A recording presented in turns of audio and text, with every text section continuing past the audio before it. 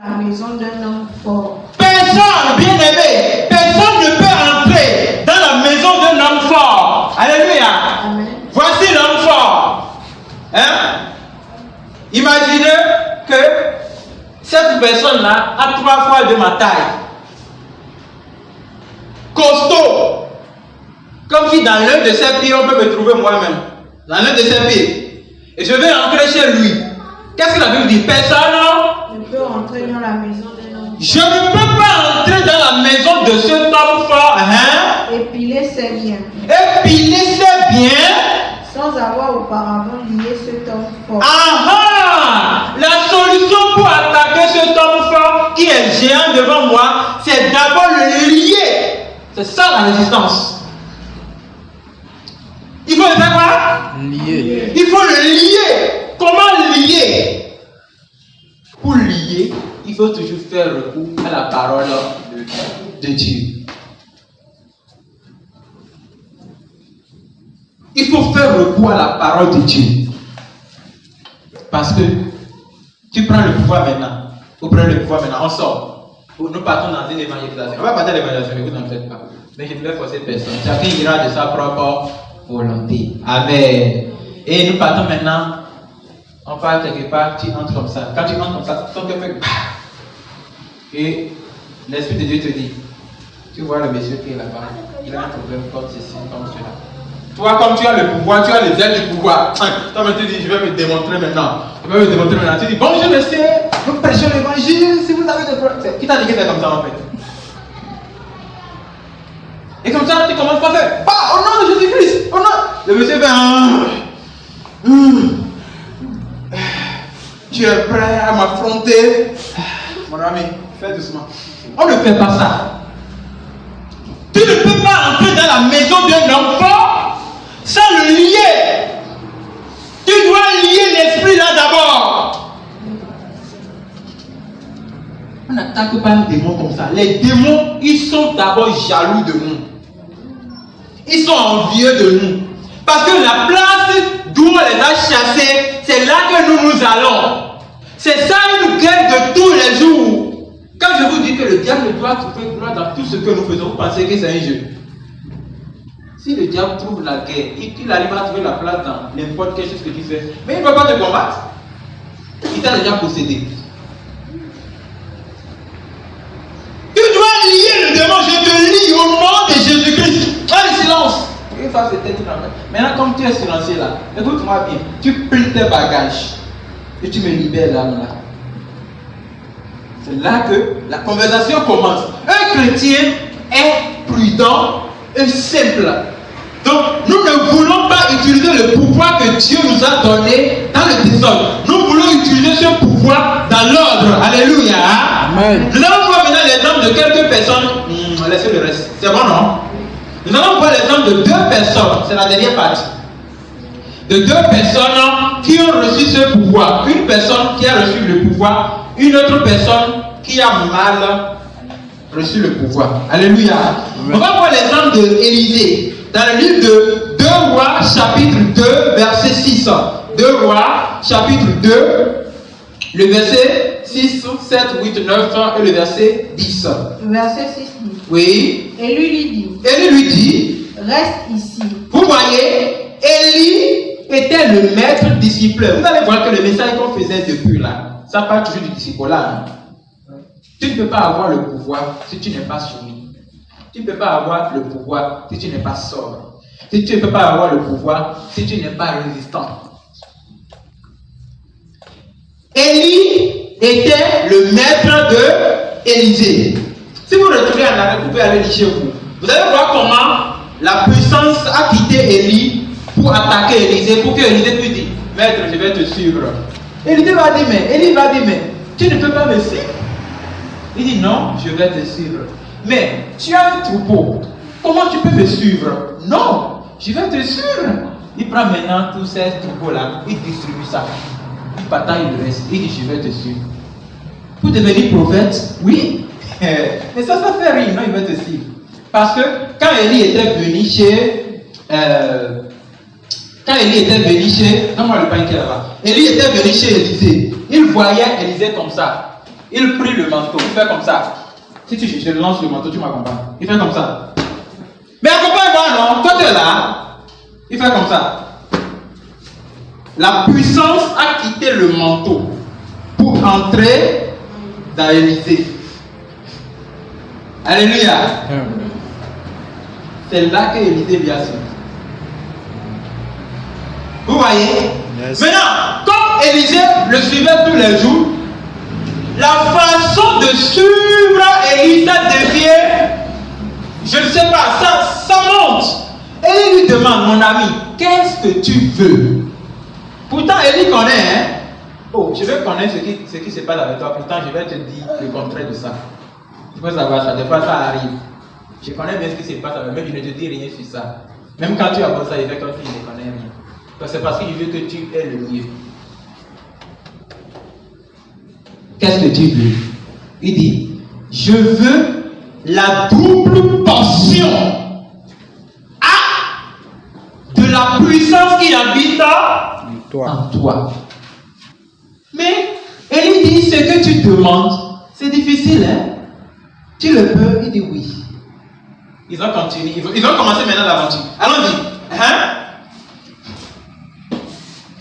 Reste ici. Élie lui dit, reste ici, je te prie. Hein? Car l'Éternel m'envoie au Jourdain. Car l'Éternel m'envoie au Jourdain. Alléluia. Amen. Il est bon de louer Dieu. Alléluia. Ils ont déjà parcouru certaines étapes jusqu'à ce niveau. Hein. Après, il dit, reste ici. L'Éternel m'envoie au Jourdain. Au fait, je ne fais pas l'enseignement des prophètes. Donc, je n'ai pas besoin de montrer ce que veut dire Jourdain. Bon, continuons. Hein? Vous avez laissé la partie. Ok, je continue. Il répondit, L'Éternel est vivant et ton âme est vivante. Si l'Éternel est vivant, l'Éternel dont tu parles, s'il est vivant, et toi, prophète, si ton âme est vivante, hein? Je ne te quitterai point. Je ne te quitterai point. Je ne te quitterai point. Vous voyez, ces genre de décision, il y a une femme qui a pris ça dans la Bible. Rita et Naoum. Naoum dit, Rita, laisse-moi, pas chez tes parents. Pardon, je n'ai plus d'enfants pour que tu te maries avec. Et Ruth dit, ne m'empêche pas de t'abandonner. Là où tu vas, j'irai. Là où tu seras, je serai. Là où tu mourras, je mourrai. Tes parents seront mes parents. Ton Dieu sera mon Dieu. Frère, c'est l'engagement que nous devons prendre avec le Seigneur. Tu dois prendre l'engagement de suivre le Seigneur, quoi qu'en soit la circonstance. Sinon, à quoi c'est le pouvoir qu'il t'a donné?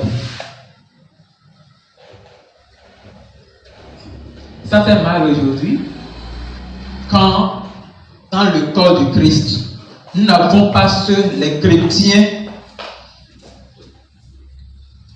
déterminés, des chrétiens prêts à suivre Jésus-Christ dans toutes les circonstances. Les chrétiens qui sont comme des footballeurs. Quand on les donne 2 buts, 3 buts comme ça, ils se découragent. Tu vois déjà dans leur vie que plus rien ne part pas. Pourtant, l'apôtre Paul a comparé la vie d'un chrétien à la vie d'un footballeur. La vie de celui qui fait la course ou bien d'un athlète. Ce n'est pas quand tu commences le match ou bien quand tu commences la course que tu as déjà vaincu. Tu dois supporter jusqu'à la fin. Je ne te quitterai point. Hein? Et ils poursuivirent tous deux leur chemin. Ils ont continué le chemin. Et le verset 7. 50 hommes d'entre les fils des prophètes arrivaient et s'arrêtèrent à distance. Arrivés à Bethel, là où il y a les fils de prophètes. Sachez, hein? Il y a les fils de prophètes. Quand on dit fils de prophète, c'est pas quand on dit fils spirituel, tout, c'est pas ça. C'est celui qui est à côté de quelqu'un qui peut apprendre à faire ce qu'il fait. Il y a aussi le fils des apôtres. Il y a le fils des docteurs. Il y a le fils des pasteurs. Il y a le fils des évangélistes. C'est-à-dire que tu es à côté de la personne pour copier, pour avoir textuellement le don qui est en elle. C'est ça le fils des prophètes. Ils étaient 50 là. Et arrivés là, qu'est-ce qu'ils ont fait? Hein? Ils s'arrêtèrent à distance vis-à-vis. Les 50 personnes s'arrêtaient à distance vis-à-vis. Hein? Et eux deux s'arrêtèrent au bord du Jourdain. Ils ont regardé maintenant les deux au bord du Jourdain. Alléluia. Hein? Alors Élie prit son manteau. Élie prit son manteau. Hein? Le roula et en frappa les eaux. Quand ils ont dépassé les 50 fils des prophètes, on n'a pas lu ça, il y a une partie là. Ah, je pense pas. Il faut que je vous explique ça seulement. Les fils des prophètes ont dit: ainsi parle l'Éternel des armées. Élisée était debout comme ça. Élie était là. Élisée, écoute. Ton maître Élie, le Seigneur va le prendre tout à l'heure. Ils sont en train de prophétiser, non? Oui. Et Élisée dit: moi-même je connais, laissez-moi partir. Il parle comme un fou. Un chrétien est un fou. Moi-même je connais.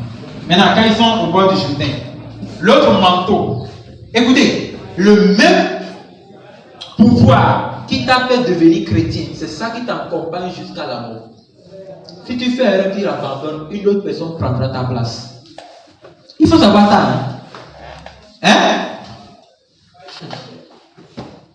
C'est very pity. Ça fait pitié si un chrétien abandonne. Écoutez, le même manteau était dans la main de Élie. Et quand ils étaient au bord du Jourdain, qu'est-ce qui s'est passé? Et on frappa les eaux. Élie a pris le manteau, il a fait comme ça. Il a frappé les eaux. Qui se partageaient ça. Et quand il a fait ça, l'eau s'est départagée en deux. Ça veut dire que l'eau s'est divisée en deux comme le système de la mer Rouge. Et ils passèrent tous deux à sec. Ils ont traversé le chemin à sec. Ils ont vu que ce n'est plus sur l'eau. Ils ont traversé le chemin à sec. Lorsqu'ils eurent passé maintenant, Élie dit à Élisée: Élie a dit à Élisée: demande ce que tu veux. regarde, tu me poursuis. Tu connais l'eau du Jourdain là, c'est dangereux. Toi seul tu ne peux pas passer par ici. Tu te souviens de nos patriarches dans la foi, quand Josué conduisait le peuple, même devant le Jourdain, il ne pouvait pas passer. Dieu avait ordonné, faites partie les sacrificateurs. Quand les sacrificateurs montaient les pieds sur l'eau, l'eau est devenue glacée. Ils sont passés sur la glace, comme ça, pour traverser le Jourdain. Mais quand le prophète, lui, voulait partir, avec le manteau, il a divisé l'eau en deux. Mais toi, tu ne pouvais pas passer par ici. Qu'est-ce que tu veux? Et cela t'anime jusqu'à ce niveau et tu n'as pas peur de prendre des risques. On ne gagne pas l'onction comme ça. Amen. Donc si quelqu'un gagne ça et tu le vois aujourd'hui, ne te moque pas de lui. Il a traversé. Il a traversé, il a traversé beaucoup. Élisée était en train de payer le prix. Demande ce que tu veux que je demande maintenant ce que tu veux que je fasse pour toi. Avant que je sois enlevé d'avec. Parce que désormais, il y aura l'enlèvement pour moi. Élie voulait partir. Élie avait un mandat avec Dieu. Et le mandat terminé. Dieu voulait le prendre. Élie savait bien que c'est Élisée qui allait le remplacer. Alléluia. Souriez, je vais voir. Souriez. Amen. Vous savez pourquoi je dis ça? Élie savait que c'est Élisée qui allait le remplacer. Pourtant, il fuit. Il traverse. Ils ont monté à Bethel. Ils sont passés par le mont. Ils ont traversé. Ils sont partis par le Jourdain. Et tout le monde disait: Élie, mais lui qui était là, il dit non, laissez-le. Il dit: tu veux quoi? Il dit: je veux 12 portions de chez toi. Il continue. Après, il dit: maintenant, qu'est-ce que tu veux que je fasse pour toi? Il connaît bien que c'est lui qui allait remplacer la place de la prophétie en Israël. Alléluia. Amen. Élisée répondit: qu'il y ait sur moi, je te prie. Qu'il y ait sur moi, je te prie. Une double portion de ton esprit. Une double portion de ton esprit. Seigneur Jésus-Christ. Une double portion de ton esprit. Ça vous est déjà arrivé une fois de chercher à avoir l'onction qui est en quelqu'un, ou même la double de cette onction. Ça vous est déjà arrivé une fois de vouloir ressembler à la façon Dieu Élisée, lui, voulait la doubler. Hey! De toute façon, Élie est dangereux. Lui veut ressembler à 2 fois de ce danger. Je vous ai donné le pouvoir.